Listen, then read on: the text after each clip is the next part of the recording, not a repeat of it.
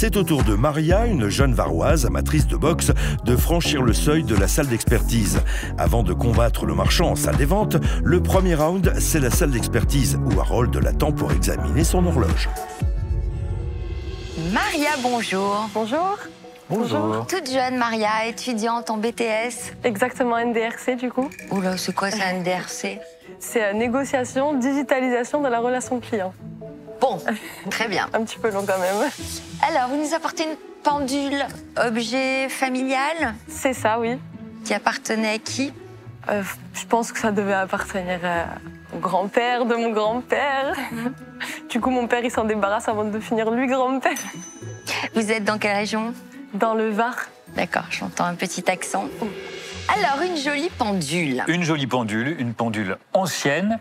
Lorsqu'on regarde l'harmonie générale de cette pendule, on peut la dater du premier tiers du 19e siècle. C'est la grande période du néoclassicisme. Le néoclassicisme, c'est cet intérêt des artistes pour la culture gréco-romaine qui revient à la mode à partir de la seconde moitié du 18e siècle et qui s'épanouit véritablement entre les années 1800 et 1830 dans les arts décoratifs.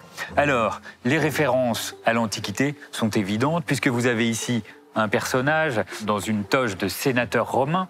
Et puis là, vous avez des évocations beaucoup plus militaires dans la partie supérieure et dans le trophée que vous voyez ici, avec des éléments décoratifs qui sont clairement inspirés de l'Antiquité gréco-romaine. Vous avez ce casque, un casque avec un cimier, avec un griffon. Vous avez une couronne de laurier, un symbole de victoire. Donc, c'est véritablement un thème militaire et politique qui a été choisi pour cette pendule. Et c'est ce genre de décor qu'on a beaucoup aimé à l'époque du Premier Empire, à l'époque de Napoléon Ier. Je nuance un tout petit peu mon propos, parce que si les formes générales sont néoclassiques, les éléments décoratifs font vraiment penser au thème très à la mode sous le Premier Empire, on a sur le cadran des fleurs qui sont un petit peu plus gracieuses et qui sont plus caractéristiques du style Restauration. La Restauration, donc, qui vient juste après le Premier Empire, entre 1815 et 1830. Et donc, je pense que le modèle est donc d'époque Empire, mais probablement fabriqué quelques années après, à l'époque de la Restauration, et ce qui explique la présence de ces fleurs qui sont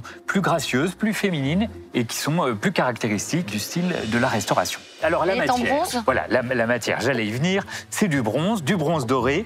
Lorsqu'on regarde plus précisément la pendule, on va s'attacher aux détails de la ciselure. Lorsque vous voyez les cheveux, c'est joli, mais on ne peut pas rattacher ça à la production d'un très très grand bronzier de l'époque Empire.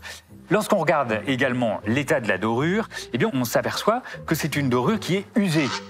Regardez par exemple ici, vous voyez clairement des parties beaucoup plus sombres qui viennent d'un frottement répété. Et ce que vous voyez ici, c'est le bronze. Toute la dorure a été enlevée, a été usée, frottée. Et ça, c'est dommage parce qu'on va voir des usures assez importantes dans la partie inférieure. Lorsqu'on regarde derrière, vous voyez, tout ça a été vraiment frotté, peut-être de façon un petit peu trop énergique. Et donc la dorure originelle a disparu. Et vous avez également un petit manque dans la main du sénateur romain. Il y avait probablement quelque chose. Vous voyez ici un petit trou. Je pense qu'il y avait probablement un rouleau de papier ou quelque chose dans cet esprit, ou peut-être qu'il avait une palme à la main. En tout cas, il tenait quelque chose dans sa main droite et cet élément a disparu. Donc, c'est bien une pendule ancienne. Il n'y a pas de signature? Il n'y a pas de signature, aucune signature, même le mouvement. Même, voilà. Lorsqu'on regarde le cadran, parfois le nom du fabricant est indiqué, mais rien du tout sur le cadran. Et lorsqu'on regarde le mouvement, c'est-à-dire l'intérieur de la pendule, il n'y a pas d'indication non plus. Donc on ne peut pas rattacher ça à la production d'un grand horloger célèbre de l'époque de l'Empire ou de la Restauration. Est-ce qu'on vous a fixé un prix plancher? Oui, de base, on m'avait dit à environ 1002. Quel est le projet avec la somme obtenue? Alors, c'est soit je m'achète une voiture, soit un ordinateur. Les deux n'ont aucun rapport. Alors, que va dire Harold? Alors, 1 200 €, j'aurais été d'accord avec vous face à une pendule en très bon état.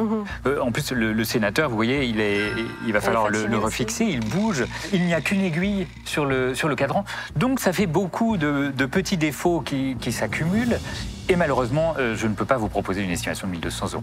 Je pense que c'est beaucoup plus raisonnable de vous proposer 600 € d'estimation. En l'état, les pendules sont plus difficiles à vendre aujourd'hui. Ça a été très à la mode il y a encore une trentaine d'années. On les vendait très très bien, même parfois en mauvais état. Mais aujourd'hui, le marché est plus complexe, plus exigeant.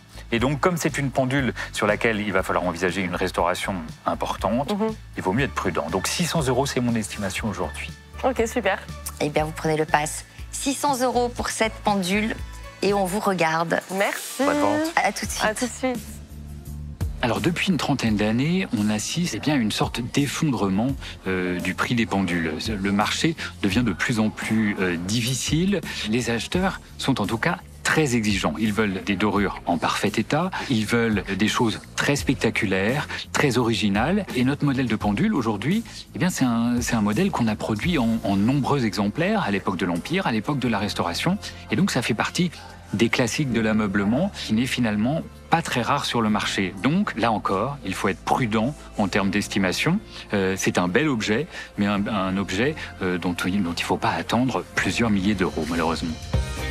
Nous verrons dans quelques minutes si, après avoir été aiguillée par notre expert, Maria saura défendre sa pendule malgré les quelques défauts évoqués.